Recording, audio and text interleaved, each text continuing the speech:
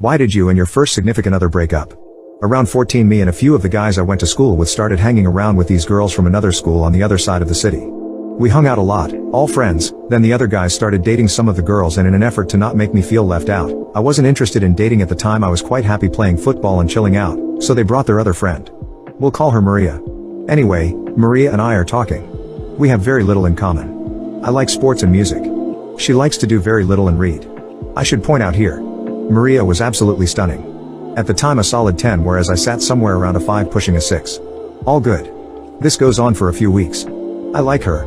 She's funny, gorgeous, and I was quite happy, basically sitting looking at her. This all takes place during summer holidays. Anyway, school comes around. Me, one of my best friends, are sat in our electronics class. We picked it for our GCSEs and we were starting our projects that week, and he says, I bet you 20 pounds and a packet of whatever it is you're smoking that you can't make you and Maria official. I took it as a joke and said, yeah, whatever man, you're on. So for the next few weeks we were getting on well. We started meeting up earlier than the others and going hanging out on our own. By this point she'd found out that I liked her. But guys being guys, my friends never mentioned if it was mutual.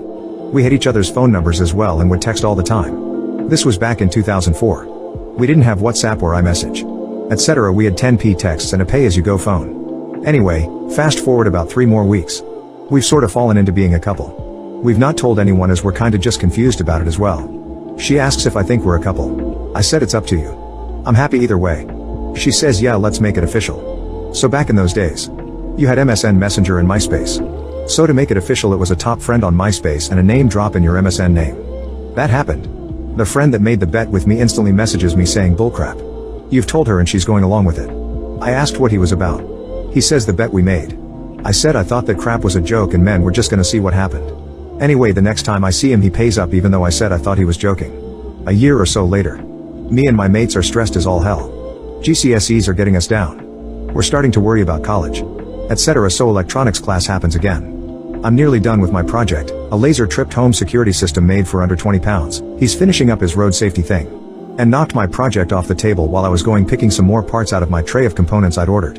I get back to the desk and my crap's in pieces on the floor. I go mental. It took Kyle about 6 months to design, sim, order parts and build to a point where it would work. I punched him for it. He knew how hard I'd worked on it. At the time I thought this, well-deserved beating. He says he's going to tell Maria about the bet. He proceeds to do so. The next time I saw her, she gave me a slap, says, so this year was nothing but a bet between you and your mates. You're a jerk. His girlfriend splits up with him because he split me and Maria up and she thought I was a nice guy and he'd messed my electronics course up entirely. Few months later me and Maria bump into each other out and about. I'm off to band practice. She's going to the library next to the practice rooms. After we'd done our respective activities for the day we met for a milkshake, had a chat and tried again. 5 months later we split again. For unrelated reasons, I just wasn't into it anymore. Fun times. What was the worst reason someone gave for breaking up with you? About 6 years ago, I lived in an extremely tiny town. Nobody locked their doors or cars, or anything of that sort. Everyone knew each other and it was a very tight-knit community. For reference, I am 25 years old, 6 feet 4 inches, 260 pounds, around 10% body fat. I have an IFBB Pro card in bodybuilding. This will come into play later in the story. So my wife and my dog are sleeping in our bedroom, which is on the opposite side of our apartment, with the door closed, so the dog doesn't rumble through the garbage at night while we sleep. It's raining outside and usually the apartment creaks and makes noises because it's very old, but I ignore it and go back to sleep as it happens every night. Now this night in particular I was hearing some extra noises. My dog, who usually ignores the sounds as well, was going absolutely bonkers in the room. He's not a barker, but he lets me know when he hears something by jumping on the bed and licking my face, also when he's scared.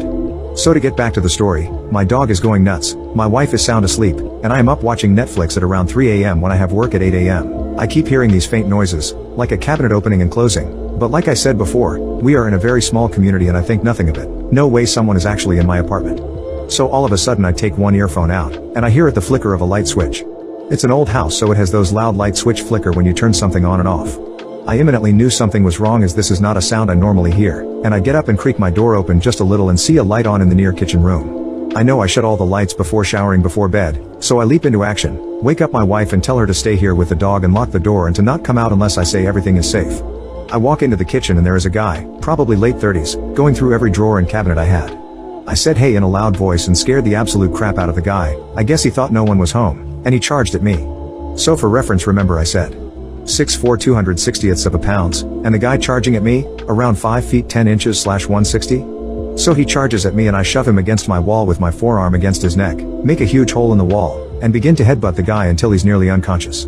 I turned him around and proceeded to hold him in a chokehold headlock, and out of nowhere his wife, I later found out it was his wife, was also in my apartment and came charging at me. I put up my foot, exactly how you would imagine it in the WWE, and I punted that goober right in her gut, and she fell to the floor. So now, the guy is unconscious, the girl is on the floor in massive amounts of pain, and I'm standing there covered in blood from this guy's face. I feel funny, not sure what this feeling is. I feel cold in a spot on my stomach, sort of like if you spit on your stomach and a strong gust of wind comes and it feels extra cold, you know what I mean? Well, I looked down and realized I got stabbed. I had a 4.5-inch knife in my clear abdomen muscle. While I was headbutting this guy, he was able to sneak a knife he had right into my gut, without me realizing it. I quickly start to panic and call 911. I sit there until they come, go to the hospital, nearly dying. I recovered well, missing all vital organs, and when I woke up in the hospital I had police there and was told that the guy robbing my apartment was dead. My headbutts broke his skull and he internally bled out in his brain. My heart sank. Yes, the guy stabbed me, yes, the guy threatened my wife and dog, who is like my son, and yes, he came onto my property, but I did not want to end anyone. Well anyway, to sum up the story, when I awoke in the hospital and they told me this, my wife divorced me on the spot saying she can't stay married to someone who ends someone else, regardless of the situation. What reason did you break up with your BF/GF for that they will never know about? I watched him cheat on me and he will never know.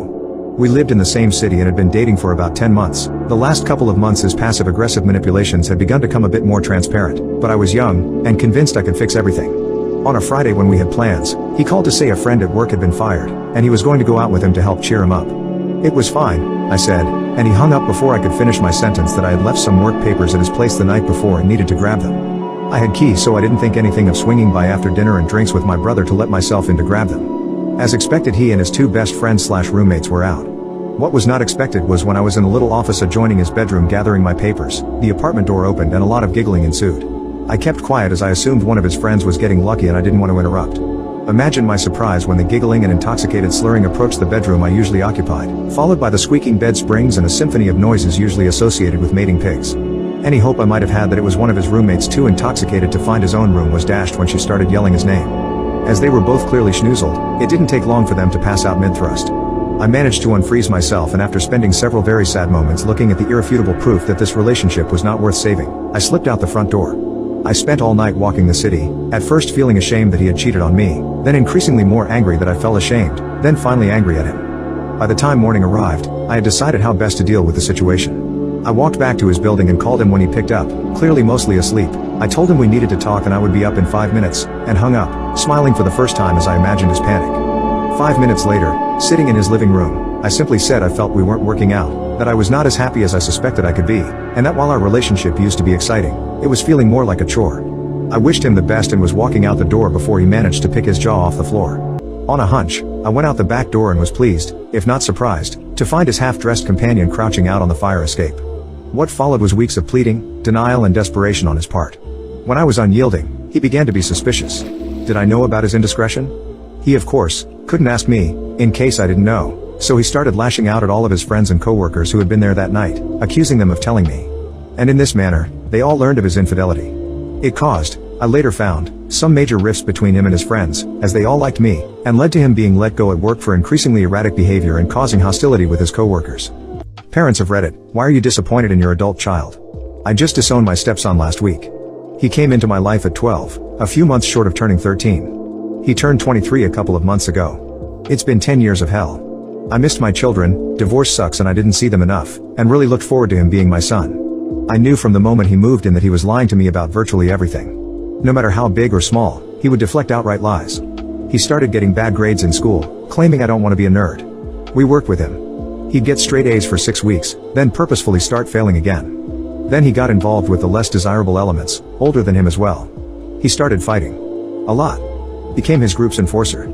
At 15 he got locked up in a juvenile detention center with a boot camp-like program for 6 weeks. Model citizen. Perfect grades. Respectful. The instructors told us that they had no idea why he was even there. Came home 3 days before his 16th birthday. Perfect gentleman. On his birthday he went out with friends and disappeared for days. Came back, had obviously been using something, got in a fight with his mother, left. Came back, kicked in the back door and stole some electronics. We called the cops and they had him in 30 minutes, on his way to the pawn shop. In court the next day, he was rude and belligerent. Did 6 months in real juvie this time. Came home after Christmas. Back to school. Back to fighting. Finally got jumped by 3 guys with brass knuckles that put him in the hospital. Finally quit fighting.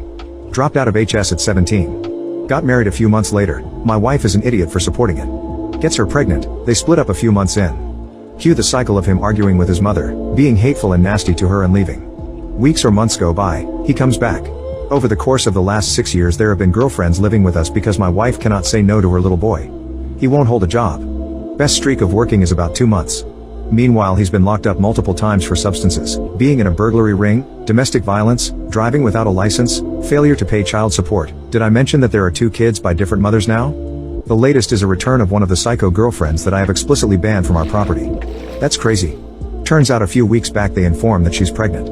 At the same time I warn her that the more she lets them hang out while I'm away, the better the chance that something bad happens. It did. He had one of his flare-ups one evening late. I'm out of town. He's stone cold sober. Gets pissed off at nothing. Really, I reviewed the security footage. Proceeds to get into an argument with his mother. Screaming in the front yard. It moves over by the garage. Grabbed her and threw her down on the driveway. Landed on the corner of the concrete on her tailbone. Couldn't get up. Spent most of the night in the hospital. I drove in from 2 hours away in the middle of the night. She's okay, but it could have been much worse. This is one more in a long string of events that culminated in physical violence for the first time. I didn't mince words. Never again. Disowned. She has agreed. Somehow I don't think it will last and that makes me sad. I have been clear though, from here out she can pick one of us. Him or me. What is the deepest, darkest secret you found out about a friend that really messed with your head? When I was around 8 years old I met a girl named Molly. Her family had moved in that summer to a house a few houses down and I really didn't see her for the first month or 2 that summer. My first memory of her was when I was playing with a small anthill in my backyard and she came over and joined me. She showed interest in my anthill and by 8-year-old logic she was the coolest person ever and we became best friends. We would play every day that we could in her backyard or my backyard, go to the pool, ride bikes, ride scooters, and play basketball. Basically if I went outside she would be out with me. A few years later we were still best friends and did everything together. When we were about 12-13ish I remember it was the late fall of 7th grade when she didn't show up for a month of school. When she came back she didn't really tell me why she was gone. She said that she was sick and was taking medication to get better, so I never thought too much about it after. We would still hang out every day but I started to notice that she wasn't the same. She wasn't as hyper as she always was, like she would have to take breaks more often when we were doing stuff. The summer before 8th grade and 8th grade she still seemed pretty normal, but I remember that her mom would call her in to take medication and she could stay out as long with me anymore. High school started. We went to the same high school but didn't get to hang out as much because I was playing baseball and she started to take up playing the piano. She used to play softball/baseball with me until she said she had to stop playing baseball, so she took up an instrument. Because of our different schedules we didn't get to see each other too often and we would once or twice a week, but it felt like we never talked. In the summer after freshman year we used to hang out every day but she couldn't go out as much. She would be inside her house more and I would go over to her place and watch TV, play video games, and she got really good with the piano so she would play when my family would go over for barbecues. This summer was also the same summer she was going to the doctors more often. She would always tell me it was just a checkup, and if she didn't say checkup she would say she was getting testing done. She would tell me that she was okay but I knew something wasn't okay. Our family shared a beach house down in South Carolina that we would go to in August of each summer. About the second week of being there that's when I found out.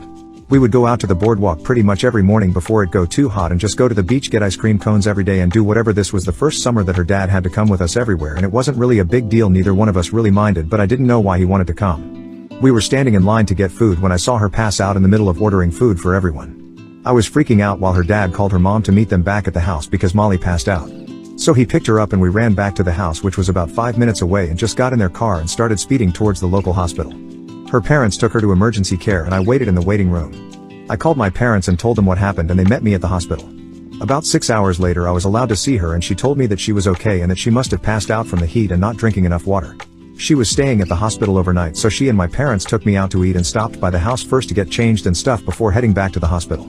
I had just finished showering and getting changed when her mom stopped by my room and told me that she and parents had to talk to me. This was the scariest moment of my life. Her parents had told me that Molly was diagnosed with ALS, amyotrophic lateral sclerosis, back in the 7th grade and that she wasn't expected to live much longer. Her condition was getting worse and she might only live for a few more years. I didn't know what ALS was, so they were explaining it me and I remember crying for an hours. I went back to the hospital with her parents to check up on her and get her food, and then we went to her room and they told her that they told me what was happening. She was literally a year or 2 from death, but she didn't cry or feel sorry for herself. She had just passed out and was smiling and joking about saying she wasn't going to have to do her summer projects and homework at least, and was comforting her parents and I. She was the most amazing person I have ever met to be able to be that happy and confident in the face of death. She ended up coming back to school that fall with me, and she told our small circle of friends what might happen to her in the coming year and how she wanted it to be the best year. It was the most bittersweet moment of my life. All my friends and I quit sports and after school clubs so we could hang out with her every day. And we all just did whatever she wanted. Any place she wanted to go, anything she wanted to do. My parents would even let me sleep over at her house whenever we wanted, and I basically ended up living with her for the entire sophomore year of high school. That was the most fun year of my life, and I won't forget it. That summer her condition worsened. And on August 17th she passed away. She was the prettiest, smartest, funniest, most confident, outgoing, energetic, friendliest and loving person I will ever know. How did you stupidly make your medical condition worse? It was Valentine's Day and I was sick. Fever, chills, fatigue, nausea, and general misery had kept me home for the day. I'm in the medical field myself, and it seemed that the entire region was currently decimated by this year's influenza strain, so no biggie. That weird twinge in my side that started a few days ago was probably a pulled muscle from too many back stretches at the dance studio, right? I had shrugged it off, but now it legitimately hurt with every step I took. Ugh, fine, I'll go to the stupid clinic today, but later. First I need some more sleep. I woke up with barely enough time to fling myself out of bed and towards the hall bath, getting there just in time to vomit more fluids than I thought I'd consumed. Also, I noticed the lack of the coughing or congestion that typically arrives with the flu, so maybe there's something else going on. That pain is right over my left kidney, but it's probably nothing. Okay, then, I should probably get my pukey butt to the nearest urgent care clinic, and I definitely shouldn't be driving. I called husband and explained the current circumstances, asking him to come home and take me to the doctors.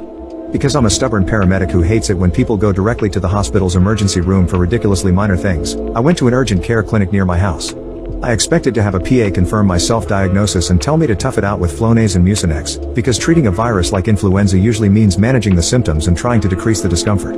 The PA took a quick look at me and told me to go to the ER. As is my wont, I protested, but she was serious enough that I was actually considering going. I finally agreed to go just to make husband more comfortable with the situation, but I fully expected that this was a waste of time and hours of my life I'd never get back. By the time we arrive, I've accepted that I have pyelonephritis, a kidney infection, but still feel the ER is overkill.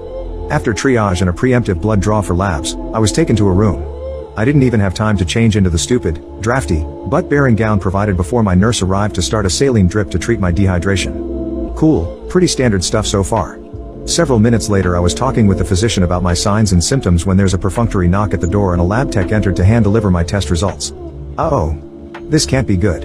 I watch her eyes widen as she reads the CBC values, and then she announces, "Yeah, we're gonna be keeping you overnight." She then orders a second 4-line, hardcore painkillers, and a massive dose of 4 antibiotics and leaves me trying to figure out what just happened through a pain and narcotic haze. Well, okay, it is around 8 in the evening at this point, so overnight observation seems reasonable. I expect a patient transport tech to come fetch me and take me upstairs to a general medical ward. Instead, an RN starts to wheel my bed towards the elevator, which is really weird. Nurses usually have better things to do than move patients between wards. At this point, I hadn't been told anything about what was wrong or where I was going, but I start to get somewhat nervous as I'm moved into an intensive care unit. I rationalize this by telling myself that they must be out of general med/surge beds, and so I'm being put into this room as overflow. It's a huge room, and my nurse appears to have only one patient, me. Man, this crap keeps getting weirder. Within minutes, I'm hooked up to every type of monitor I've ever attached to a patient and then some, plus I've got a transmitting cardiac telemetry monitor stuck to me, too. My nurse goes through the endless list of health history, lifestyle, and medication questions, and asks husband to bring my birth control pills from home. What the F? I have pyelonephritis, and this is ridiculous. Is that really necessary? I mean, I'll be home tomorrow. She looks at me with both amusement and pity, and then continues bustling about the room doing important nursing tasks. Yeah, I was wrong. It wasn't the flu.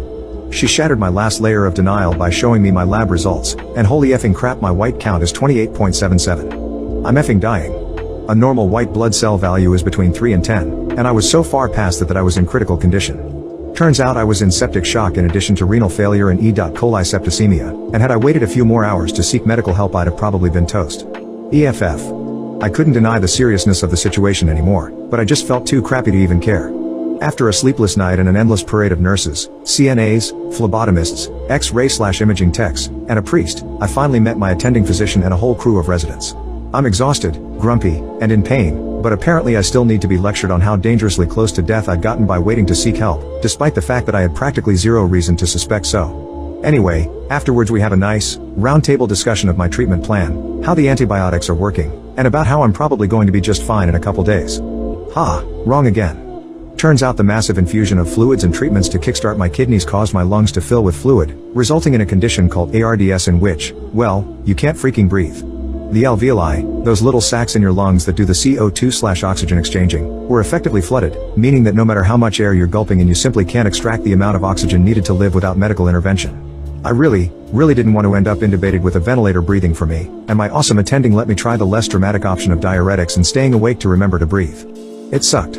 Seriously, the worst, most miserable experience I've been through. But it worked, and on the morning of day 5 in the hospital I got transferred to a general medical ward. It was blessedly quiet, at least until I dozed off and my oxygen shots would drop again and then the monitor would shriek me awake. I was slowly weaned off of supplemental oxygen over the next few days, and eventually got to go home on the condition that I'd sleep with a little extra oxygen at night. The scariest thing about the whole experience was how it snuck up on me so stealthily. Our working theory is that I must have had a completely asymptomatic UTI that progressed to my kidneys, but we'll probably never know for sure. I mean, UTIs aren't generally subtle, and if I'd even suspected I had one I'd have gone to urgent care for a UA and an antibiotic script. I knew what to look for and it still nearly managed to end me.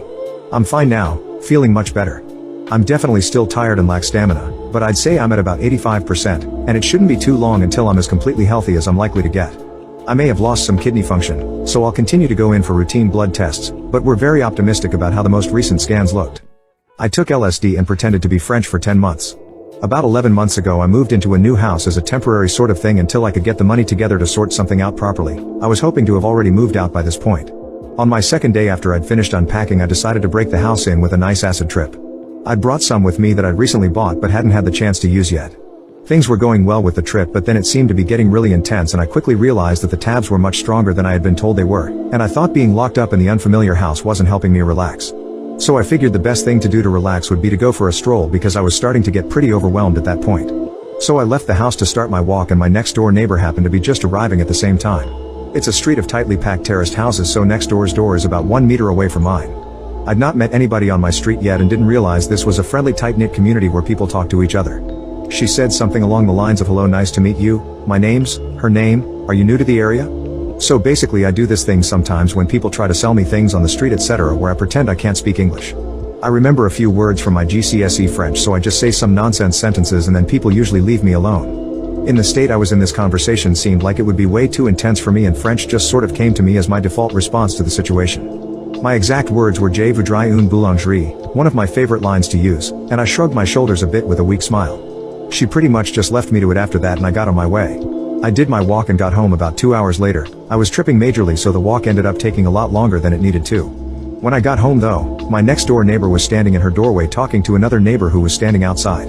I tried to keep my head down because I couldn't handle any more human interaction but she waved at me and said bonjour, so I instinctively returned the bonjour and got inside my house as fast as possible. When I got in I started freaking out straight away because I realized that I'd just become French and now 2 of the neighbors think I can't speak any English.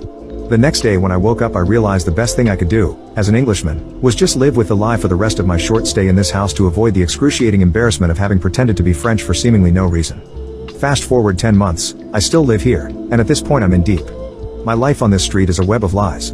I've perfected my French accent and over the course of 10 months French me has learned a decent amount of English so he can hold a disjointed conversation. I'd gotten to know the neighbors pretty well and I was the nice quirky French guy on the street. I didn't let the lie slip ever, because every day in every conversation I had just meant that it would be even worse if anyone ever discovered I wasn't French. If I had friends come over, I don't have many so it wasn't too bad, they would never speak to the neighbors because of my strange situation. Most of them found it amusing, at least.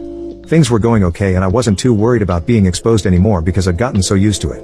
I'm not home that much and when I rarely leave the house for any reason so I only had to do it for maybe 5 minutes a day when I was out on my street. If anything it was a nice way to spice up my day when I got to take on my French persona.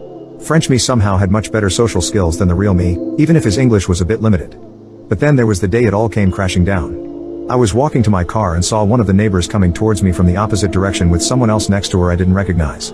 She stopped to say hi, as she normally does, and then she said to her friend, this is F7TJ78, the guy I was telling you about. You might be able to see where this is going. Her friend hit me with a question in French that I didn't understand a word of, and I knew he was actually French straight away because his accent was way better than mine. I didn't know what to do and I just froze. Every second that went past just made it so much more painful and after way too long of a pause I just decided I had to come clean. I told her I wasn't actually French and couldn't speak French and then I tried to play it off like some kind of practical joke I'd been doing on everyone. Nobody was buying that. I fast walked straight to my car and then let the embarrassment just swallow me for a while. I haven't spoken to any of my neighbors since, some of which I'd struck up a friendly relationship with over those 10 months. I make sure nobody is around now whenever I leave the house, and I do a loop around the block in my car if any of my neighbors are walking down the street when I get home so that I never come into contact with them. Every time I think about the day I was discovered, the embarrassment physically hurts me. Women who gave the creep a chance. How did it go? There was a guy that came into my work restaurant a few times a week for lunch. He did this for a little over a month, so he became a regular. He had asked me out every time I brought his bill. He always asked in a lighthearted way and never seemed upset or anything when I turned him down. I assumed that after the first few questions, he may have thought of it as more of an inside joke at that point. Like he was just asking now to make light of the previous rejections and to make it less awkward or something. He always gave me weird vibes but seemed nice enough, so I thought I might have just been making assumptions because of his appearance and wasn't being fair. One time that he asked, I decided randomly to agree and give him a shot. Why not, I thought. He was always super kind and I had gotten rather used to the awkwardness I felt being around him. He seemed so excited and I asked him to leave his number on the receipt and I would call/text him when I wasn't busy to set something up. So it wasn't really much of a joke to keep asking me out. I mostly figured that though, TBH. A few days later I hadn't texted him yet to set anything up or even give him my number, and I get a text only a few minutes after walking into my house after I got home from work. It said, "Hey. It's from. I know it's a long shot, but I'm free tonight and bored. Wanna hang out? If you're free, that is." I asked him how he got my number. He said I gave it to him the night I agreed. I absolutely know I didn't. I got really creeped out but decided not to confront him about it and just play like I'm a ditz and believe that I must have done that. I just didn't remember because it was busy. I told him that I wasn't free to hang out that night, that I was going to be working later to help cover a shift and then would be pretty pooped by the time I was off. I only ever saw him come in for lunch, not ever dinner shifts. A few minutes passed before he responded. He said, "Why are you lying to me?" I just responded with, "What? Lol." He said, "I know you were home. If you didn't want to hang out tonight you could have just said so." Alarm bells rang in my head. I thought, there's no way he's outside my house. He is just trying to call my bluff. Creepy but not a full-blown stalker. But I felt exposed. I felt the crawling on my skin that only burns into you when someone is staring at you. The vulnerable pulses that are felt only by prey. I looked out through the blinds of my bedroom and he was parked right outside my house. I could see his face lit up by the phone screen. He was so close. I texted him and said, "Ahaha, you caught me. How did you know I was bluffing? I'm sorry. I do want to hang out soon. I'm just not feeling up to it tonight." And called 911. The police showed up and went up to his car and talked to him for a bit. He drove away a few minutes later and then the officers came to my door. They told me that they acted like a random neighbor complaining about a strange car. They didn't implicate anyone but made it seem like it was an older person, so probably not me. They took his plate information but asked him politely to move so he didn't upset anyone in the neighborhood, and he complied. I went to my friend's house that night and filed a restraining order the next morning. I later found out that he most likely got my number from the shift sheet behind the hostess counter, because several coworkers had seen him, at different times, snooping back there and kindly stopped him. He, I guess, grabbed a roll of silverware claiming that the server hadn't left him any and he didn't want to bother anyone because he knew they were busy, so just grabbed it himself. This stopped anyone from suspecting him of anything odd. And that his car had been parked at my house almost every night, neighbor's security camera. I don't know how he got my address, but I assume he must have followed me. He must have been full on stalking me for a while. He did come into my work a day or two later for lunch acting like everything was normal. I immediately went and got my manager and she informed him that he had a restraining order against him preventing him from eating there because he would be in violation of it. I had already changed my phone number, so I don't know if he tried to text me, and I didn't sleep at my house for weeks, but I never saw him again after that. And I often find myself thinking back to that time and wondering how much more he did and for how long that I don't know about. Like, maybe he stalked me long before he started coming into the restaurant, and only started coming in there because he felt more brave than before to interact with me. How much of my private moments throughout my life were actually not private? Also, I have never once stopped feeling scared that he might have still stalked me and knows where I am even now, but is keeping himself hidden. I doubt it, but the fear is still there. I have never felt comfortable being alone. Ever. Most of this would have still probably happened even if I didn't agree to give him a chance. But if he hadn't slipped up about having my phone number when he shouldn't, I would have gone out somewhere with him, and who knows how badly that could have ended. What is the worst first date you have ever been on? More like a first date that never wanted to end, so this might be long. I had just moved to a different state and decided to try out the online dating scene. This was before the days of Tinder, and Match.com was one of the only options. I matched with a guy that seemed to be pretty genuine, decent looking, and wasn't horrible in phone/text conversation. We decided to meet at a restaurant to grab appetizers and drinks. When we got there, the conversation seemed great. He even looked like his picture. Shortly after getting there, we both decided to order dinner because we were both hungry and had a rough day at work. He offered to pay. Shortly after ordering, he grabs my hand as it was resting on the table next to my drink. He proceeds to hold it and seems to have no desire to let it go. Sadly, he still seemed very genuine. He then switches our conversation from work and friends to how he has baby fever. We're both in our young 20s, mind you. He's still holding my hand. No amount of tugging will give him the message, and at this point I'm beyond creeped out to the point of scared. I don't believe I said a word to him after he uttered the words baby fever. Food comes. Thank heavens. I can finally get my hand back. Nope. Think again. He wants to hold hands and eat at the same time. Of course, me being a young 20-something, I ordered a salad, which is totally doable with only one hand. Rookie mistake. The waiter comes over and can obviously see my desperation. I'm fairly certain I'm sweating at this point, my hand feels gross, and I'm awkwardly looking around for an exit strategy. I can't even grab my drink without making a bigger effort, then the glorious moment happens. The waiter accidentally spills my wine on my date. My hand is finally free. My date rushes off to the bathroom to clean up. He seems overly understanding after having an entire glass of red wine dumped on him. The waiter apologizes, then looks me dead in the eye and says, "I got you, go now. I'll take care of it." I immediately got up, said, "Thank you," and got out so fast I almost forgot my coat. Waiter chased me down to give it to me. At this point, I have no clue what happened after I left and I didn't care. I get a text later from my date that says how he hopes everything is okay. Ignore and block. A day or so later, I get a message from a coworker that someone is waiting in the hallway for me. Where I work, you can't get into the building without being an employee. I think nothing of it and walk out to see who it is. It's common to wait there as our office is only open for the IT nerds. I open the door, turn to see who's there, and yelp. Excited to see me? And I'm effed. I must have had the biggest look of disgust and terror mixed with gas on my face. Mr. Creepy Handholder Online Dating Sucks First Date works at my company. He asks how my grandma is doing. I play along assuming that the waiter said something about her. He reaches out to grab my hand and I yell out I'm infertile. I had no clue where that came from, nor did I have any idea if I was. He looked at me strangely without saying a word, and I used the awkward distraction to go back into my office. I got a message from him later that day on my work chat asking if I'd be interested in fertility treatments. I noped right out of that conversation and went directly to security. I never heard or saw him again.